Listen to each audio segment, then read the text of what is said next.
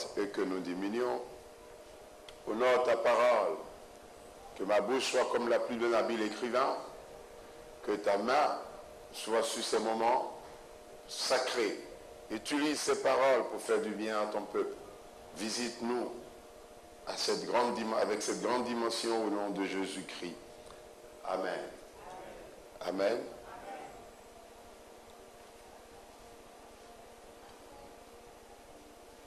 J'aimerais qu'on partage ensemble. J'ai un mot qui m'a frappé un moment et je gardais ce mot pour servir le thème. Le mot gâchis. Vous pouvez répéter gâchis? Gâchis. Plus fort. Gâchis. Plus fort. Gâchis. Comme des gens qui sont vivants. Gâchis, allez-y. Gâchis. Plus fort. Gâchis. Quand on dit par exemple gâchis, ça fait penser tout de suite à un mauvais emploi d'un produit. Ou bien, au sens figuré d'une ressource ou bien une occasion, on parle de gaspillage. Ou bien quand on dit sa vie est un gâchis. Qu'est-ce que ça veut dire? Quand on dit sa vie est un gâchis, aidez-moi. Oui? Oui?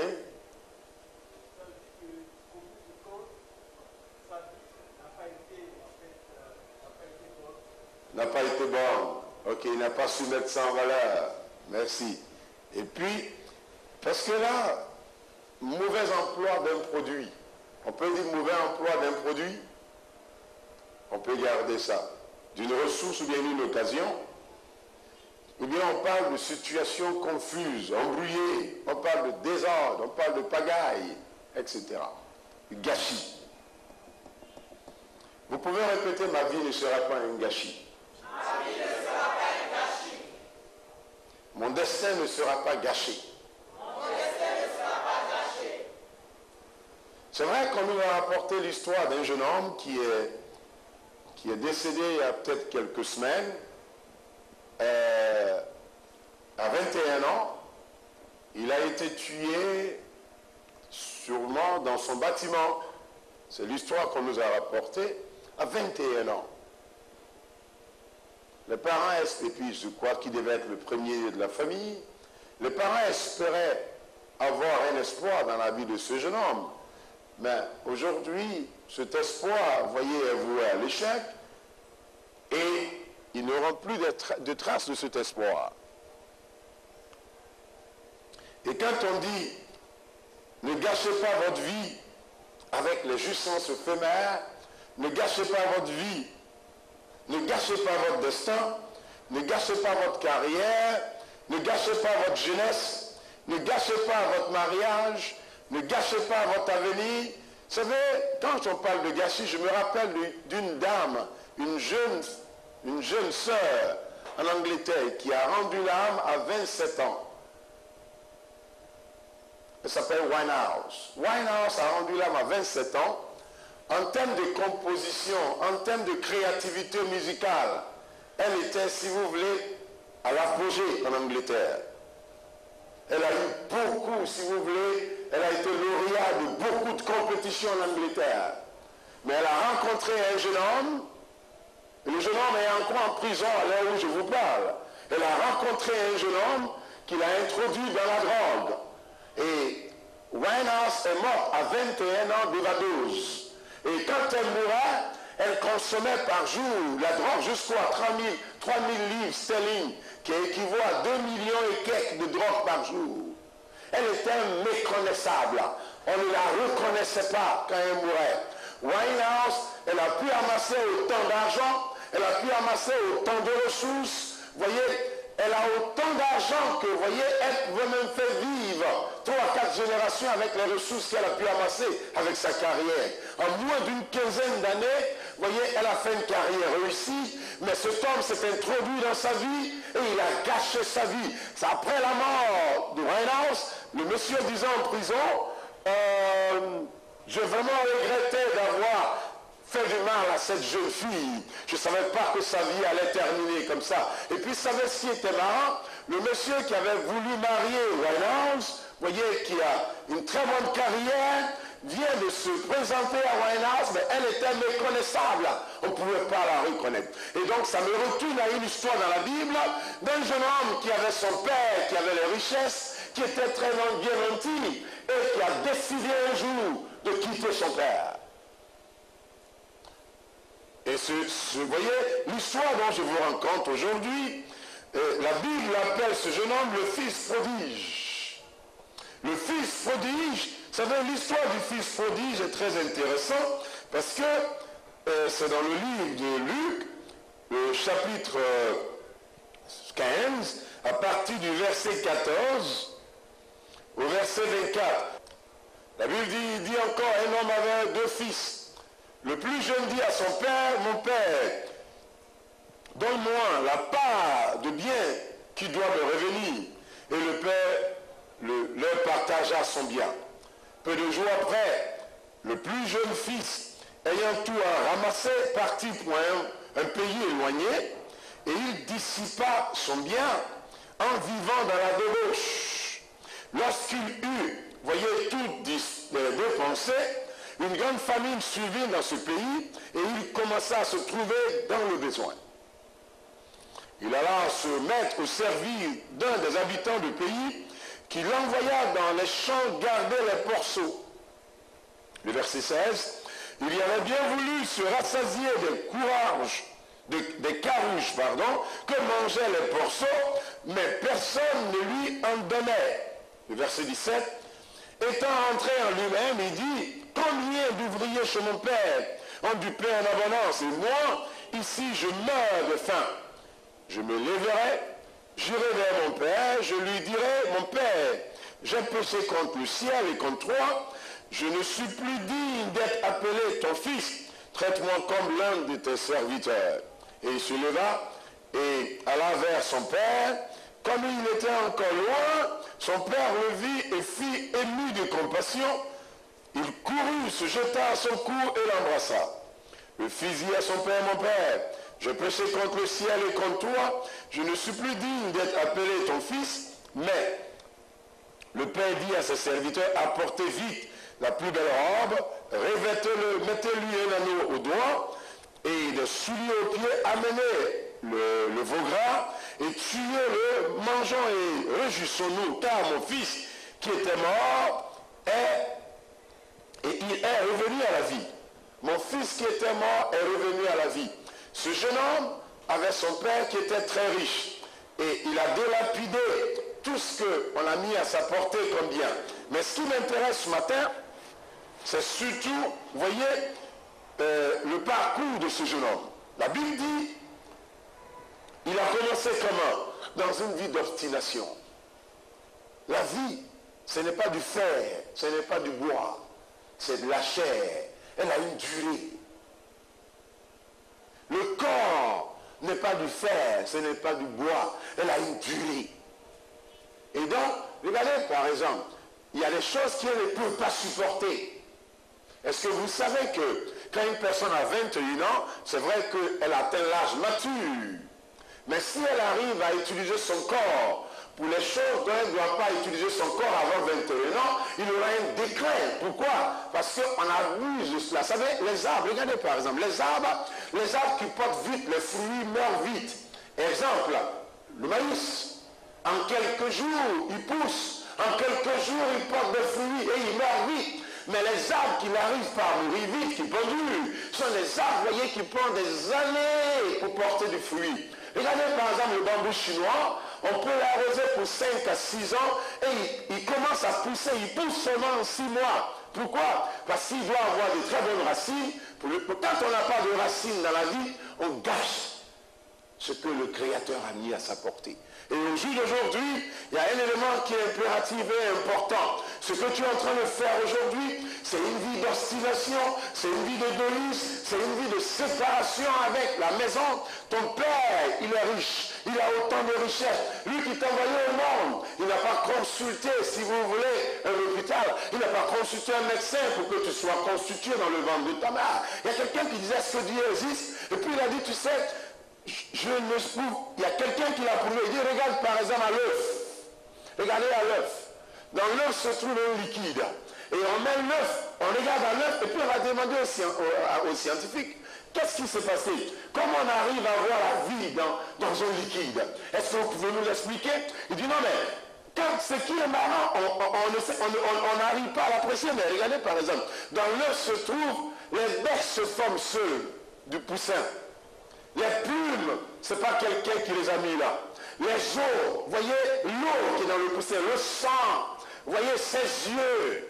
Et même tout ce qui est gésé, tout ce qui est intestin est déjà dans l'eau. Voyez qui est dans le ADN.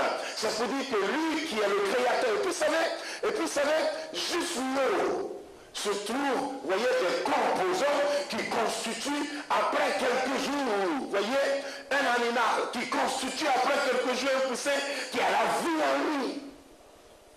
C'est pour dire que le créateur, il est bel et bien vivant, parce que d'un liquide, il a même constitué également les êtres humains. Et donc, au jour d'aujourd'hui, le Père qui t'a envoyé sur terre, le Père qui t'a créé, a mis tout à ta portée. Dans le liquide se trouve les bêtes, dans le liquide se trouve, voyez, tout ce qui est pur, dans le liquide se trouve le sang, se trouve la chair, se trouve l'eau, se trouve, voyez, tout ce qu'il a besoin pour être constitué. Et donc, s'il a mis à ta portée, il a mis à ta portée des réserves. Les réserves qui sont en toi, dedans se trouve le bien-être, la stabilité, la faveur, sa grâce, sa miséricorde. Il est si riche qu'il t'a envoyé au monde avec autant d'approvisionnement. Il est si riche avant que tu ne sois conçu dans le sein de ta mère. Voyez, tu sais que vous étiez des milliers qui ont postulé.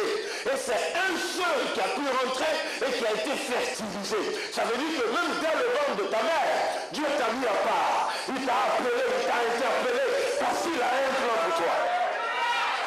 C'est-à-dire, dès que tu n'es pas un hasard, même si ses parents se sont rencontrés et ils disent qu'on s'est trompé, je n'ai pas voulu de cette femme, je ne voulais pas de cette grossesse. C'est pas ce que tes parents pensent qui détermine l'heure du jour. C'est pas ce que tes parents pensent. Le Créateur en est pensé avant. Il a jamais dans le liquide ce qu'il doit proposer l'être humain. Et donc, à partir du liquide, tout ce que l'être humain a besoin était conçu dans le liquide. Est-ce que vous savez que quand le Seigneur a fait en sorte que le corps humain soit est constitué en sorte que même quand elle est malade, voyez, elle se restaure elle-même, elle se guérit elle-même, elle se prend en charge elle-même.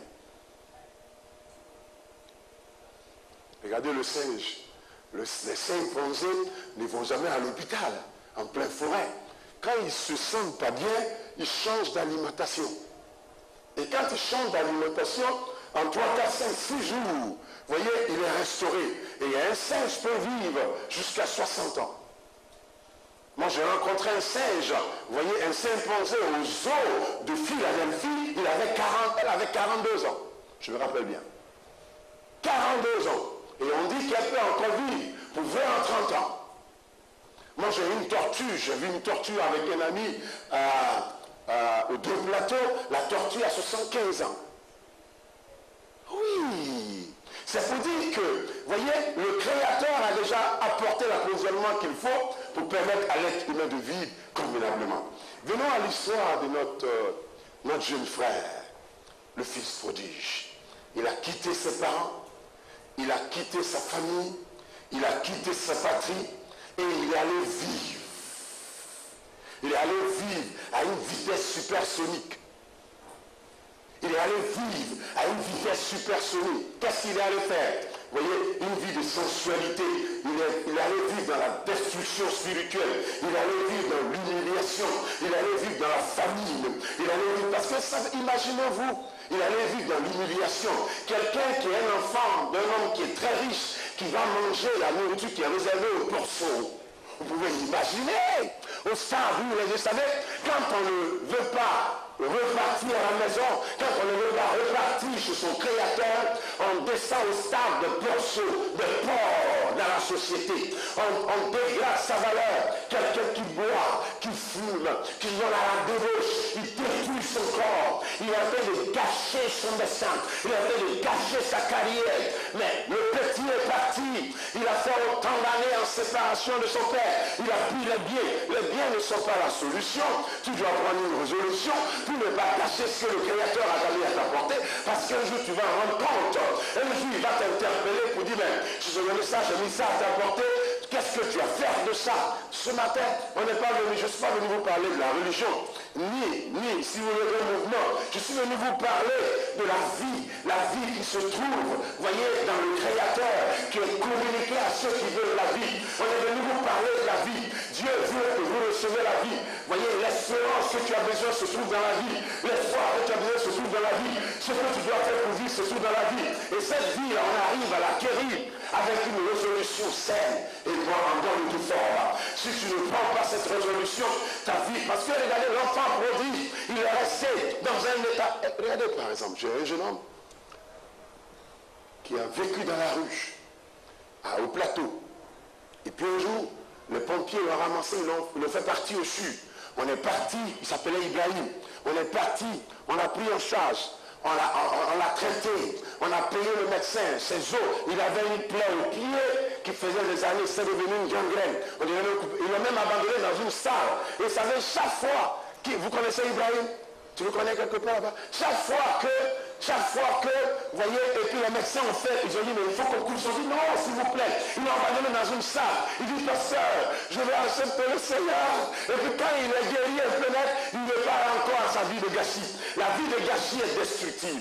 La vie de gâchis, vous voyez, la vie de gâchis arrête. Regardez le jeune homme, à 21 ans, un jeune homme qui a un espoir pour une famille a disparu de la circulation. On ne parlera plus de lui. Il n'existera pas. Il est même effacé de la mémoire des gens. C'est peut-être ceux à qui il a donné un peu d'argent, il a partagé un peu de ressources avec eux, ils vont seulement se rappeler de lui jusqu'à ce qu'ils trouvent une personne pour leur apporter de l'approvisionnement. Et au jour d'aujourd'hui, vous avez besoin. Je ne suis pas venu vous parler des efforts. Il y a des gens qui font les efforts en Inde, des gens qui font les efforts, si vous voulez, dans le pays, si vous voulez, de l'Asie, pour chercher à connaître Dieu. Mais d'autres même s'assoient sur de pointe. Ils font, vous voyez, ils se lavent la tête. Ils vont se laver dans les rivières. Mais ça n'arrive pas à finir à rester à l'intérieur. Un jour, je suis allé à la prison civile. Et puis, arrivé à la prison civile, il y a un jeune homme. Il dit, pasteur, chaque 3 mois, je reviens ici. Je ne sais pas qu'est-ce qui se passe. Je ne sais pas qu'est-ce qui se passe. Oui, ce qui se passe, c'est que tu dois prendre une résolution pour sortir de l'état dans lequel tu es. Dieu va se greffer sur ta résolution que toi tu vas prendre. C'est ça qui va te faire sortir de là où tu es. Le jour, la Bible dit qu'il est rentré en lui-même. Étant rentré en lui-même, qu'est-ce qu'il a fait? Étant rentré en lui-même, il a pris une résolution. Parce que quand quelqu'un rentre en lui-même, on parle de résolution, on parle de prise de conscience. Il y a une prise de conscience à son niveau qui a tout bouleversé. Écoutez, les mercenaires chez mon père, ils mangent mieux que ce que moi j'ai aujourd'hui. Quand on compare la vie de gâchis et la vie que Dieu prépare pour vous, c'est le jour et la nuit. C'est le jour et la nuit. Et donc au jour d'aujourd'hui, il dit non mais combien de mercenaires chez mon père? Il dit combien de personnes qui travaillent chez mon père sont mieux traitées, mangent mieux, sont en une situation agréable. Et moi qui suis fils du roi, regarde comme je regarde, toi qui es un fils du Créateur, regarde comme tu vis. Ta vie n'a pas de sens. Et c'est pour que ta vie puisse avoir un sens, il faut prendre une résolution.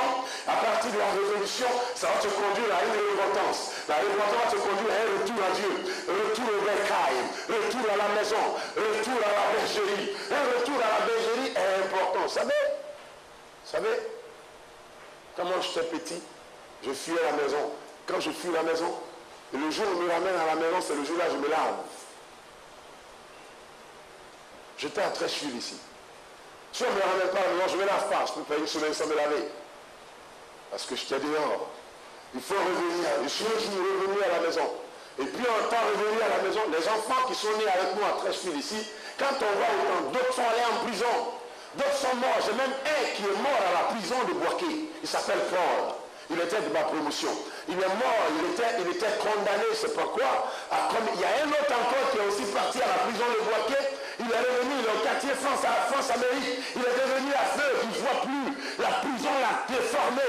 La vie de gâchis est destructive. La vie de gâchis est infernale. La vie de gâchis détruit les bons espoirs. La vie de gâchis fait nuit. Vous voyez, arrive à couper l'espoir. Le jeune homme, c'est une vie de gâchis. L'espoir de la famille a été rendu à néant. Et au jour d'aujourd'hui, chers frères et sœurs, pour revenir à la bergerie, ça va vous conduire à une réconciliation, ça va vous conduire à un revêtement neuf, ça va vous conduire à un moment de résistance. Votre résolution suffit pouvez venir à la Jésus. Dites Seigneur Jésus, et prends la résolution aujourd'hui de m'abandonner entre les mains du Seigneur. Je décide de lui donner ma vie. Dites Seigneur, donne un sens à ma vie. Mon destin ne sera pas gâché. Il est sécurisé par toi. Donne un sens à ma vie et fais de ma vie une vie de réjouissance, de stabilité, de paix et de joie par ma résolution à partir de ce matin au nom de Jésus-Christ. Répétez après moi, répétez, dites Seigneur, Dieu a un plan pour ma vie. Rends manifeste ce plan dans ma vie au nom de Jésus. Amen. Seigneur, je prie que tu puisses sécuriser leur vie. La grâce et la faveur de Dieu surabondent dans leur vie. Garde et préserve ces enfants. Permets que leur vie, notre Dieu, soit un point de réjouissance et de paix, maintenant et à jamais, au nom de Jésus-Christ. Amen. Que la main de Dieu soit sur vous. Que l'onction de réveil s'empare de cette église. Que l'église veille dans une onction, un torrent de réveil, un torrent de restauration, un torrent d'approvisionnement. Aucun malheur ne vous arrivera. Dans votre maison, il n'y aura pas de femme qui avance. Dans cette église, la vie ne sera pas stérile. Je libère une notion de croissance. Je libère une notion de multiplication. Je libère une notion de restauration. Je libère une notion de restauration. Restauration, restauration, restauration, restauration. Au nom de Jésus. Père, merci. Parce que ces vies ne seront plus jamais les mêmes. Que la main de Dieu se repose sur vous. Que la grâce divine vous assiste. Au nom de Jésus-Christ. Amen.